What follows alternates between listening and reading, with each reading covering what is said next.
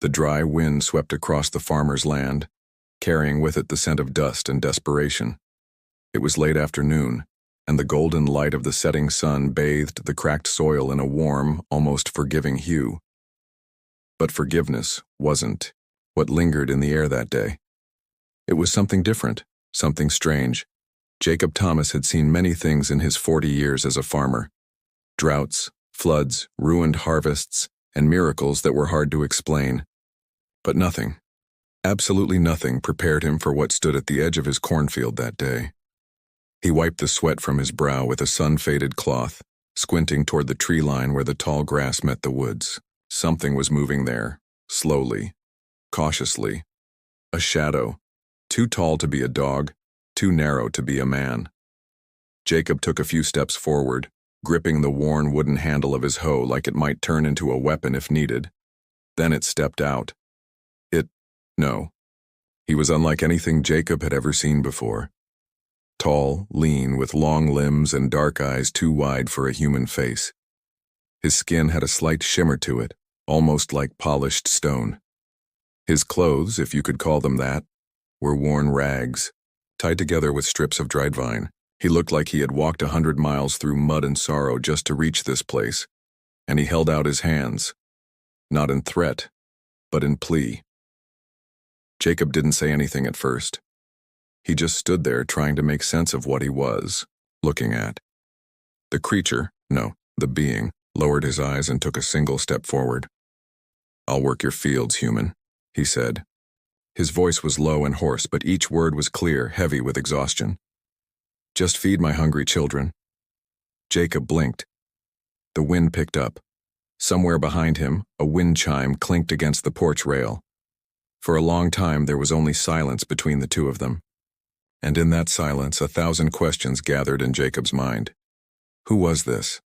What kind of creature could talk like that? Where did he come from?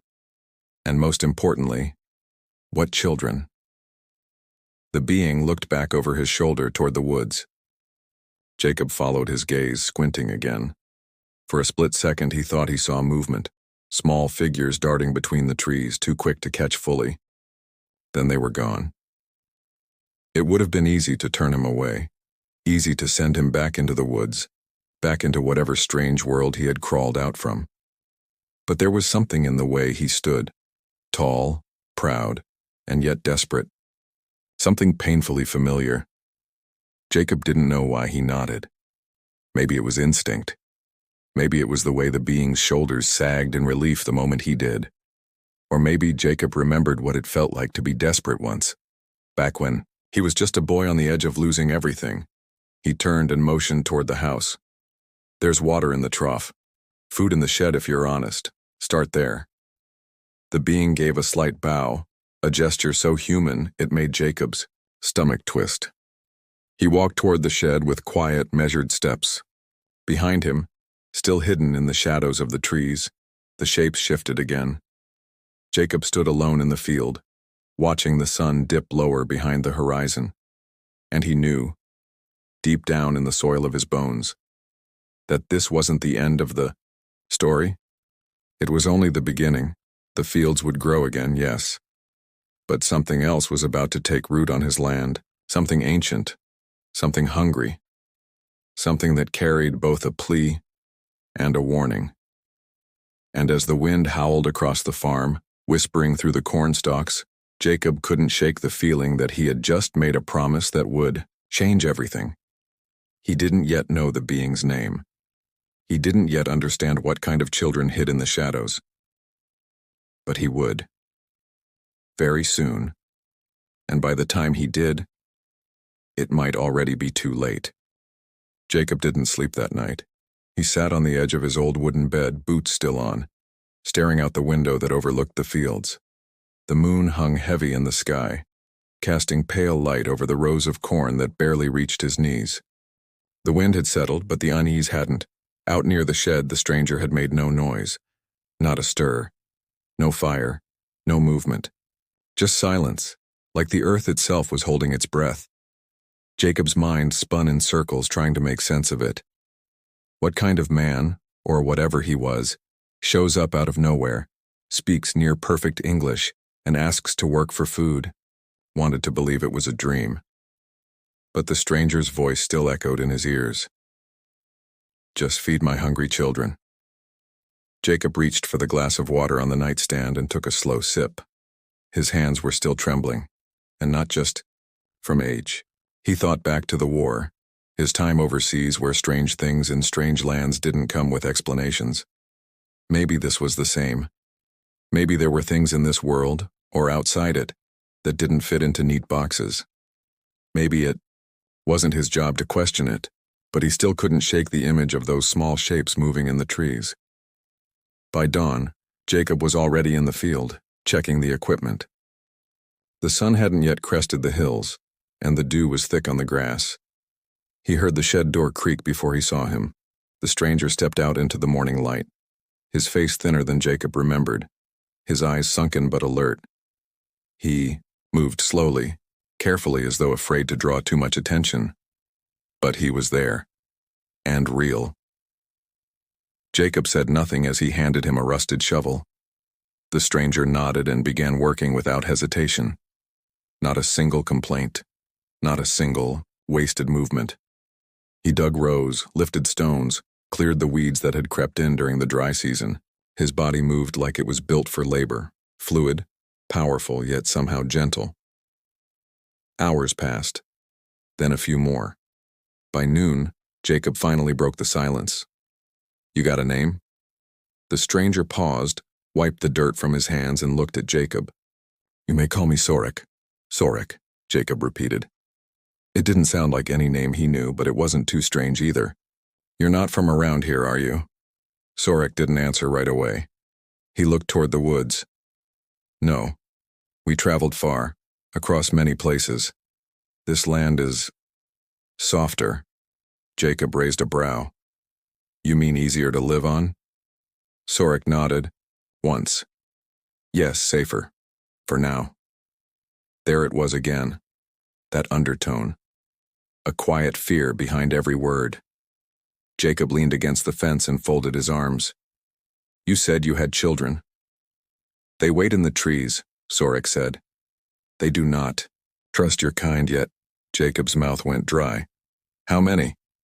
5, Sorek replied. 3 strong, 2 weak. Are they like you? Sorek didn't answer. Instead, he returned to work, lifting a bundle of old corn stalks and tossing them aside. Jacob didn't press the question, but it sat heavy between them like storm clouds on the horizon. Later that evening, Jacob brought out a sack of beans and half a loaf of bread. He handed it to Sorek without a word. The man, if that's what he was, bowed again, the same way as before. Then, just as quietly as he'd appeared the first time, he slipped into the trees. Jacob waited and watched. The woods beyond his land had always been quiet at night. You could hear the owls and sometimes coyotes, but that night something different stirred. Soft sounds, like whispers, or breathing, little shapes moving under the low-hanging branches. For a moment he caught a glimpse, no more than a few seconds, of one of the children. Small, thin, eyes too large for its head. It crouched behind a log, clutching a piece of bread in long, trembling fingers. And then, it vanished into the shadows, like a leaf caught in wind. Jacob stepped back into his house and locked the door for the first time in years. That night, sleep came in restless fragments.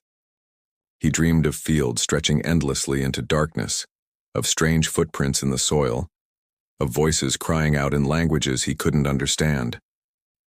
The next morning, Sorek was there again, earlier than Jacob, already working, already sweating. Jacob brought coffee. The smell filled the air between them like a peace offering. I didn't see you eat, Jacob said, setting down a tin cup. Sorek glanced at the steaming liquid, then gave a faint smile. I eat after they do. Jacob studied him. You running? From something? Sorek didn't look up. Always. That answer settled like a stone in Jacob's chest. Over the next few days, things settled into a rhythm. Sorek worked harder than any man Jacob had ever hired. He didn't talk much, but when he did, it was never small talk. Always careful, always honest. His children never came close, but sometimes Jacob saw them in the distance, watching, learning, and Jacob started noticing other things too. His tools stopped rusting overnight. The soil felt richer, like it had somehow been fed. Weeds pulled from the ground didn't grow back. The air felt different, cleaner, sharper, like something old had been brushed away. It should have brought comfort, but it didn't. On the fifth night, a new sound broke the silence. A low hum, barely audible, rose from the woods. It came in waves, almost like a song. Jacob stepped onto his porch and strained to listen. The melody wasn't human, not in the way birds or crickets sang.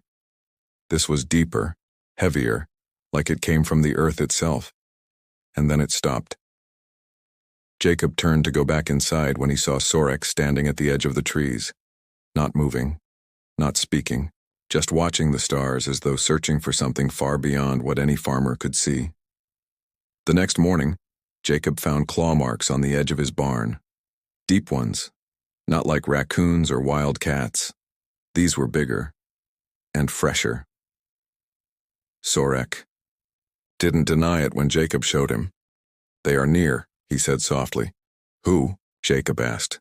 "The ones we ran from." Jacob swallowed. "Are they like you?" "No," Sorek said. "They take. They do not ask." Jacob looked at the trees, his chest tight. "Are they here for your children?" Sorek met his eyes. "They will take anything that breathes." That was the moment Jacob realized this wasn't about kindness anymore. It wasn't about letting a stranger earn his keep for a bit of food.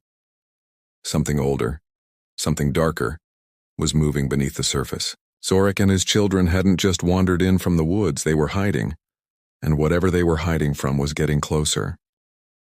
The next few days passed like a slow-building storm, quiet at first, but with that growing weight in the air. Jacob worked beside Sorek in silence, the hum of tools and creak of wheelbarrows filling the space between them. The farm looked better than it had in years. Crops that had once struggled in dry, cracked soil were now shooting up green and strong. Even the animals seemed calmer. But peace on the surface meant nothing when something darker was stirring underneath.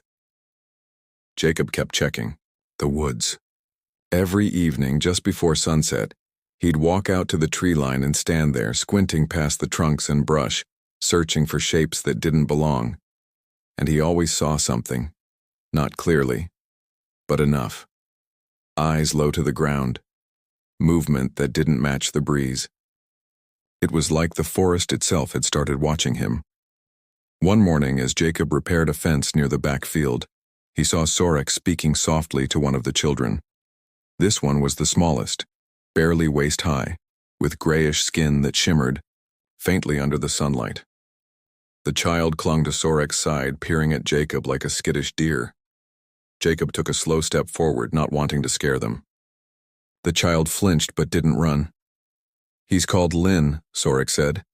"He's the youngest. Not strong enough to walk far."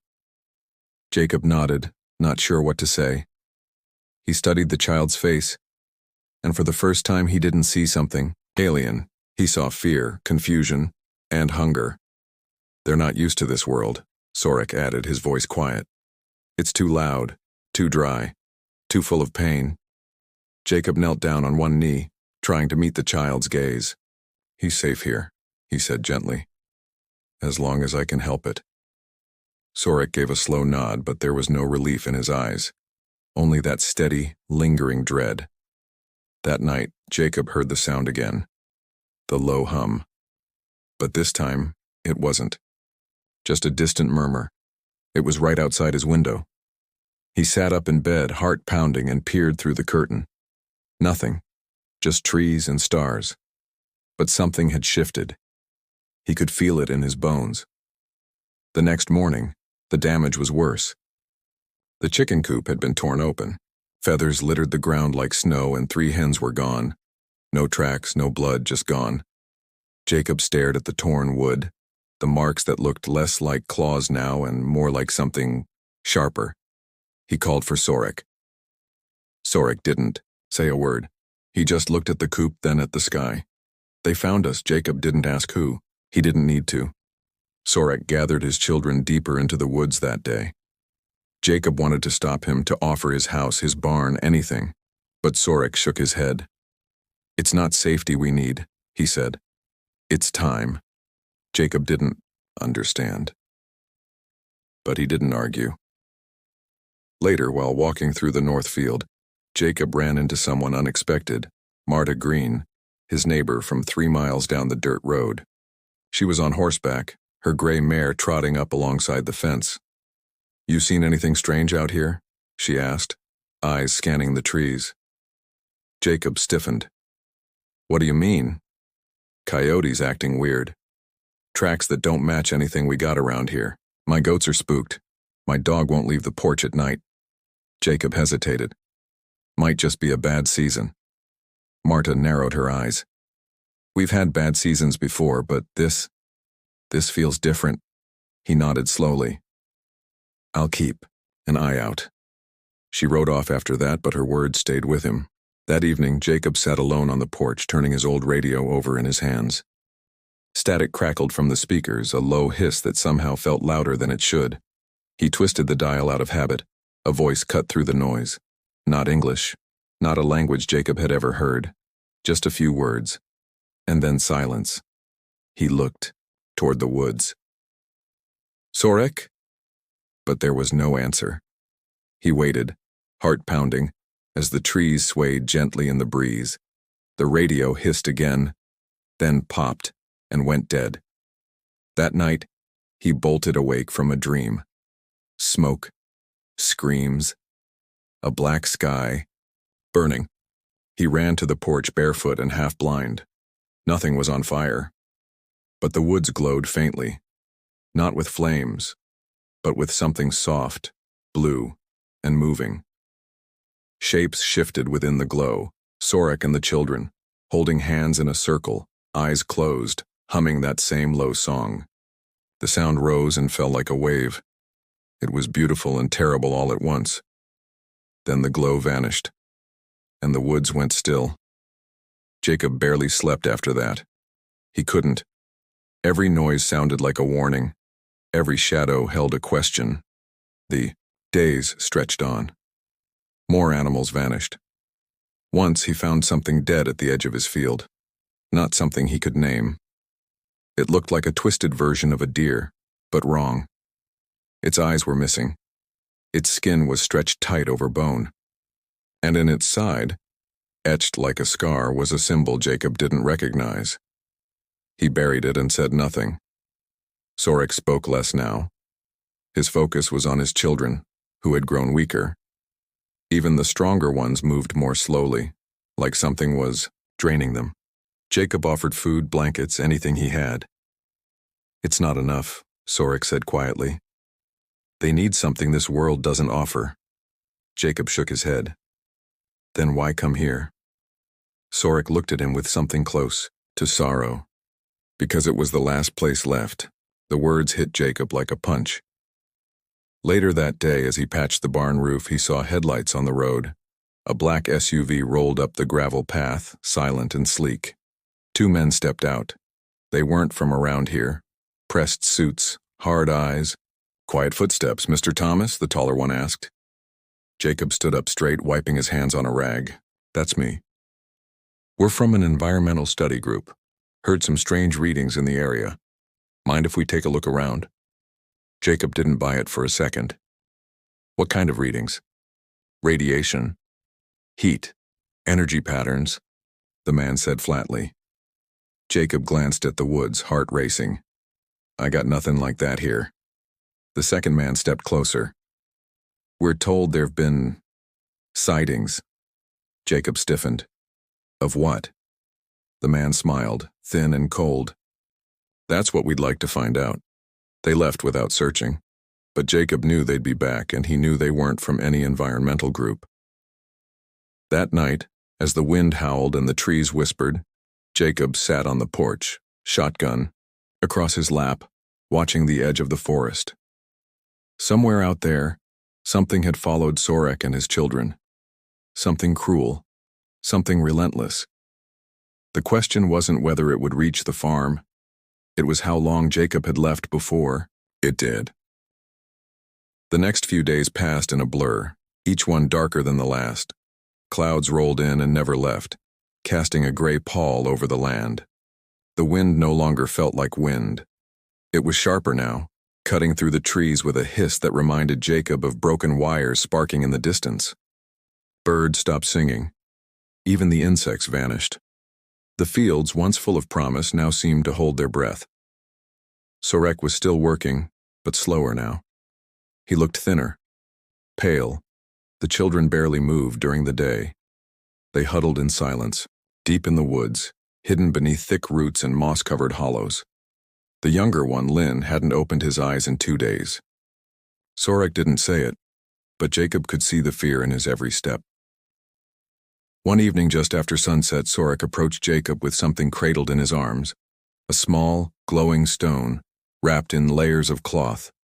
It pulsed faintly, like a heartbeat, and the air around it shimmered with faint blue light.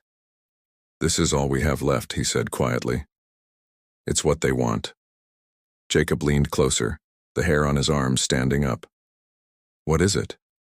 Sorek didn't answer right away. He looked toward the sky, his face tired.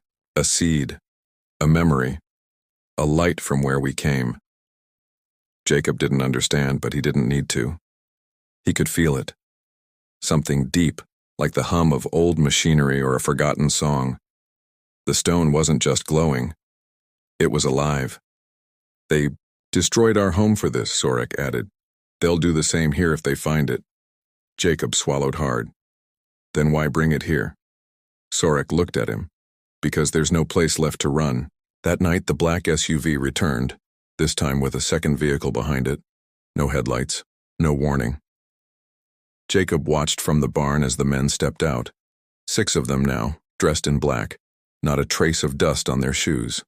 They moved, like hunters, scanning the land with strange devices, their eyes cold and empty. Jacob didn't wait. He ran to the edge of the woods, calling out Sorek's name. From the shadows, Sorek emerged, carrying Lynn in his arms. The others followed behind, silent, barely able to stand. They didn't look like children anymore. They looked like they were fading. "They're here," Jacob said, his voice tight. "They know." Sorek didn't waste a second. He turned and whispered something in his native tongue, and the others scattered deeper into the trees. Only Lynn remained in his arms. Jacob looked back toward the barn. The men had split up, fanning out across the field. One of them stopped at the coop. Another walked the fence line, pausing to press a strange black disc to the wood. They were scanning everything. Jacob whispered, "What do they want with you?" "They don't care about us," Sorek said. "They want to control what they don't understand." Suddenly, one of the men raised his voice. "We know you're here. Turn over the artifact. No one has to get hurt." Jacob felt the words like ice in his blood. He turned to Sorek. "Go. Now." But Sorek didn't move. He just looked at Jacob, then down at Lynn, then at the glowing stone still wrapped in cloth. "I need your help," he said. "They won't stop, not until they've taken everything." Jacob nodded, jaw tight. He didn't know what he was agreeing to, but he didn't hesitate. Together they circled back behind the barn, keeping low. The tall grass offered little cover, but it was enough. Sorek reached into his coat and pulled out a small, curved piece of metal, like a blade, but smooth and almost transparent. He handed it to Jacob. "It's not a weapon," he said. "It's a key. If they take it, they can open things that should stay closed." Jacob took it carefully. "Then we make sure they don't." From the shadows of the woods, one of the children let out a soft cry. Not loud, but enough. The men heard it. 2 of them turned sharply, heading straight toward the trees with flashlights in hand. Jacob grabbed Sorek's arm. "You have to move them," Jacob said. "Farther. Now." Sorek looked at the field, the sky, the dying light. "We're out of time," he said. He ran, vanishing into the trees, and Jacob turned to face the oncoming men.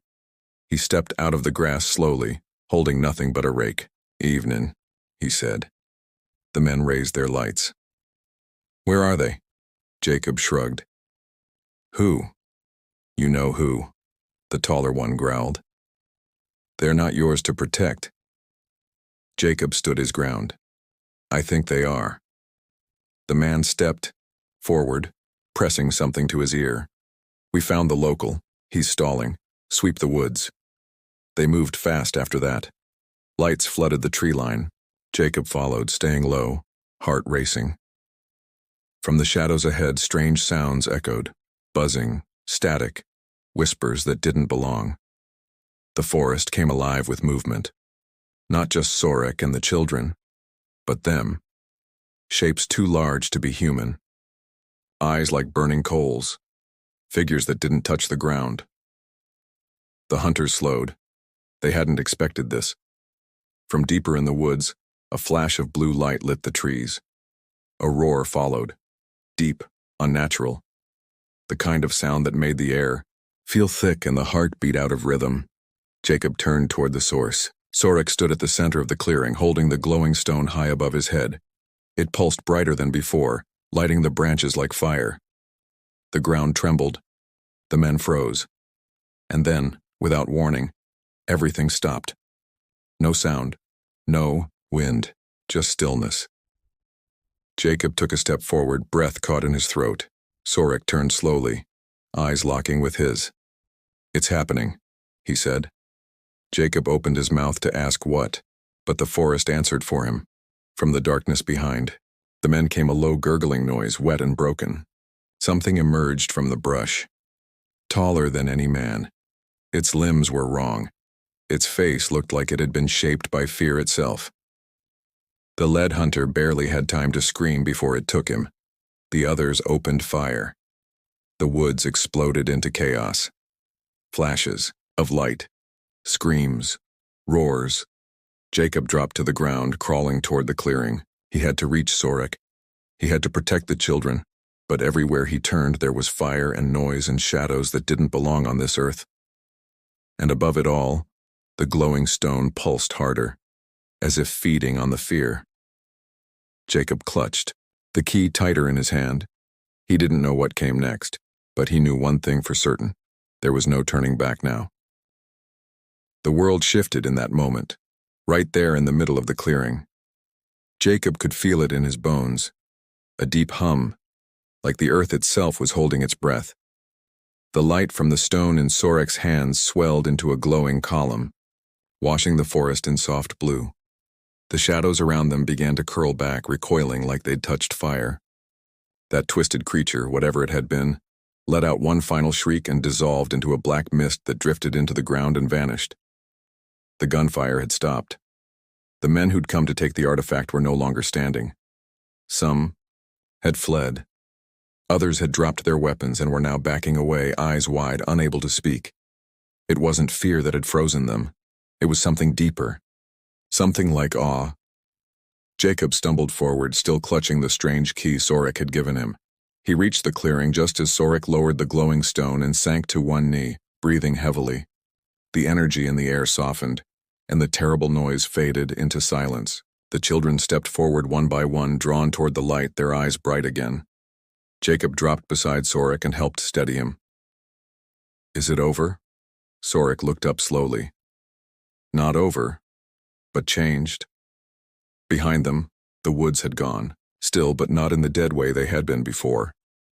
It was a peaceful kind of quiet now, the kind that follows a hard storm. Jacob looked around, at the broken branches, the strange tracks in the dirt, the scattered weapons, and felt the weight of it all sink in.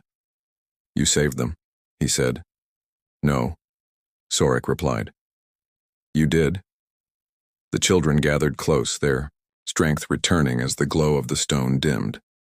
Lin opened his eyes for the first time in days and gave the smallest smile. Sorek cradled him close, closing his own eyes in relief.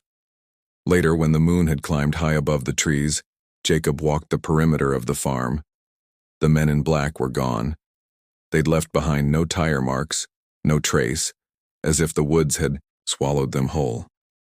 All that remained were a few pieces of broken equipment and the strange feeling that something much bigger had just brushed past the world without anyone really knowing it. The following morning, Jacob and Sorek buried the stone, not deep, just enough to keep it hidden, just enough to keep it safe.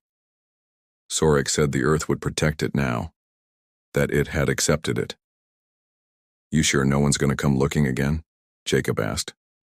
"They might," Sorek said, "but they'll find only what they're meant to." Jacob nodded. He didn't ask what that meant. He didn't need to anymore. As the days passed, the children slowly regained their energy. They began to explore the farm, cautiously at first, then with more confidence. Jacob built them a shelter out near the orchard where they could be close but not too exposed. He taught them how to plant, how to harvest, even how to fix a broken fence.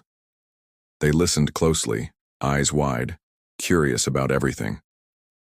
One afternoon, Jacob found Lynn sitting in the barn with his old radio. The boy had pulled it apart and was fitting the pieces back together, only different. The knobs glowed slightly now. The speaker hummed with a rhythm Jacob couldn't place.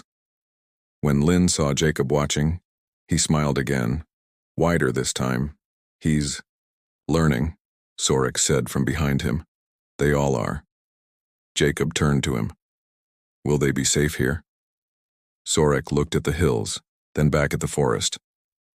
"For now, this place, your farm, it's more than soil and crops. It's sanctuary." There were no more strange lights in the sky after that.